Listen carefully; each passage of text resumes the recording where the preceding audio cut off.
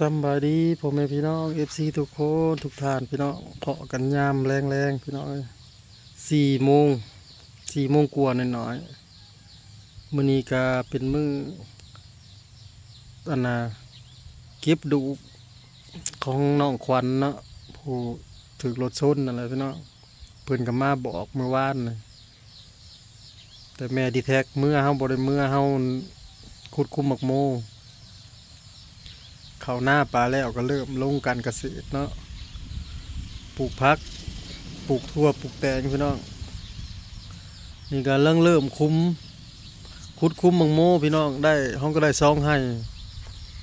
ลงไปเบิ่งน้ำกันพี่น้องมีกับพ่อไก่ทองแม่ไก่ทองจี้ดำเศร้านี่รอบแรงมีแต่พ่อไก่ทองเฮาแล้วก็แม่ไก่ทองเนาะเมื่อเฮ็ดแจกข้าวนะโมเมนต์แจกข้าวสังฆทานเก็บดูกทอดข้าวเฮือนน้อยไว้เด้อพี่น้องและ3 ปีจังมาแจกใหญ่บัดนี้จังว่าแจกข้าวใส่ถาดอันนี้นะเพิ่นเฮ็ดเฮือนน้อยไว้แบบพ่อเบาดาวนั่นแหละ3 ปีพุ่นแหละเพราะว่าตายมีแห้งสำว่าเนาะหรือว่า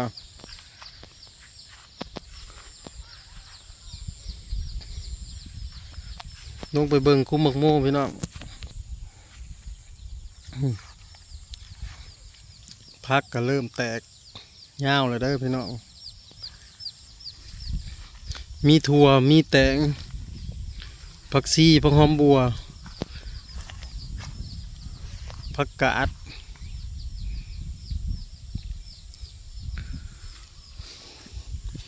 สิลงประมาณ1,000นี่แหละพี่น้อง1,000 คุมเนาะที่ได้เท่าไร1,000 คุมในมันว่าสิซื้อเอาป่องหนึ่ง700 กว่าบาทนั่นแหละพี่น้อง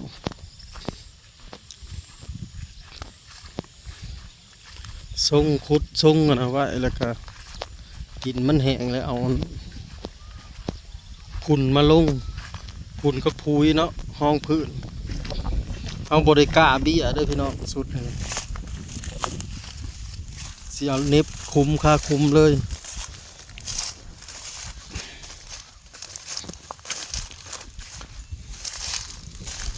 หมอแสงโทรมาบัดโทรกลับบัดบ่รับสงสัยบ่มีสัญญาณได้2 ให้แล้วพี่น้องเริ่มสตาร์ทมือแรก2 ให้ไก่น้อยนะไก่น้อยก็พูด1ได้มานั่งเผาฮะได้ปลูกเลยได้จะคุ้มเลย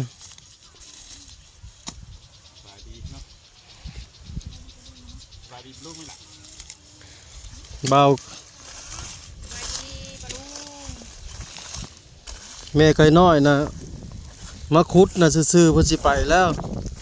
ถึงเวลาไปซ้ำแล้วก็ไปแล้วพี่น้องเอ้ยเจ้าซ้ำดอกหมกพริกผสมดอกหมักพริกหยวกบ่หรือพริกน้อยยังบ่ทันได้ลองจักเทื่อเด้อพริกใหญ่ไก่น้อยได้จะคุ้มแล้ว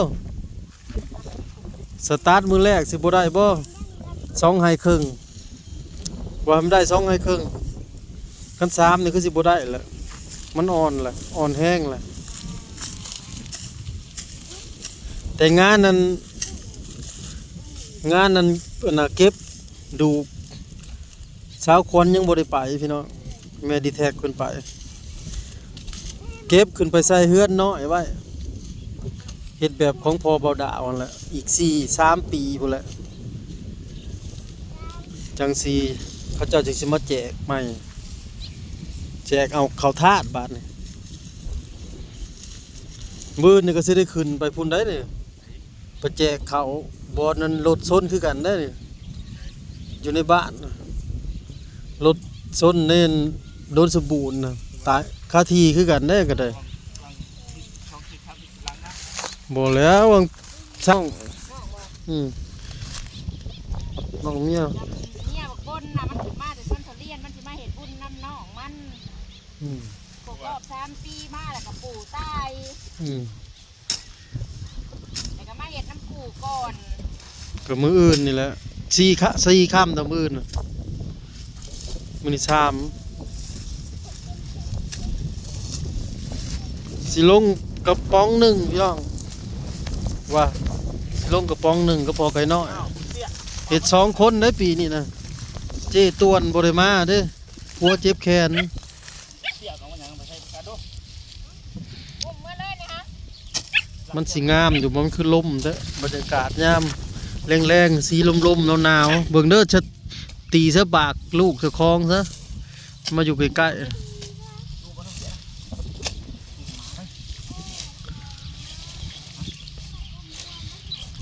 ใช้วาวเขาเจ้าเด้เห็นเยอะนี่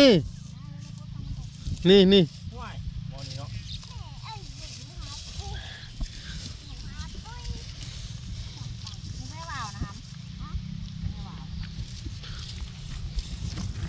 สิลงมา1 2ให้3ให้4 5 6หล่องนะ1,200 1,300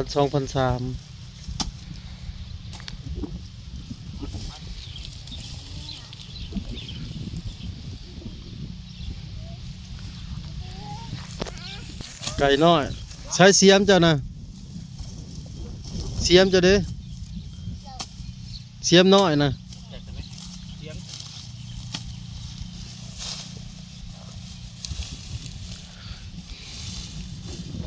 เกี่ยวข้าวเกี่ยวน้ำแล้วก็ลงการเกษตรต่อพี่น้องวันหมากข้าวโพดก็สิลงอยู่จังไห้2 ไห้บ่มีแนวเฮ็ดได้บ้านเฮานั่งอยู่นอนอยู่ก็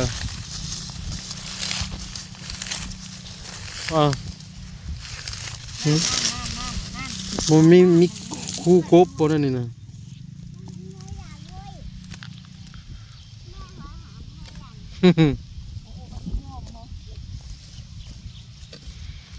ไปแม่สิคุดนี่ หัวงัวเฮาพี่น้องมันบ่ได้ไปใส่ได้มันยังมีหญ้าอยู่มันนั่งเล่มกินแถวนี้แหล้ว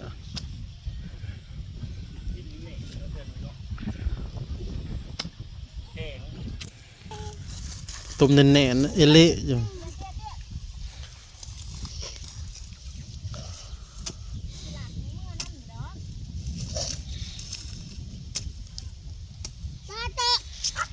ฝากเป็นกำลังใจให้ไก่น้อยเด้อพี่น้องไก่น้อยอันปลูกหมกโม่ปีนี้ไก่น้อยแล้วสิมาโหดก็พอนะปีแล้วนี่ปลูกแถวลุ่มพุ่นแล้วก็เฮากับเฮ็ดมามันห่างปีแล้วนี่ปีนี้ก็เอาที่เขามันจังบ่เปลืองพื้นที่ปีแล้วนี่ใส่ห่างอะไรได้คิดเบิ่งหน้าให้ยาวๆนะได้แต่2-3 ร้อยเบิ่งแน่บักซ้อนนะผู้ไปเลาะอยู่ปูนอยู่ใต้ผู้เห็นบ่ครับโอ้ยพูนได้อยู่คอกงัวผู้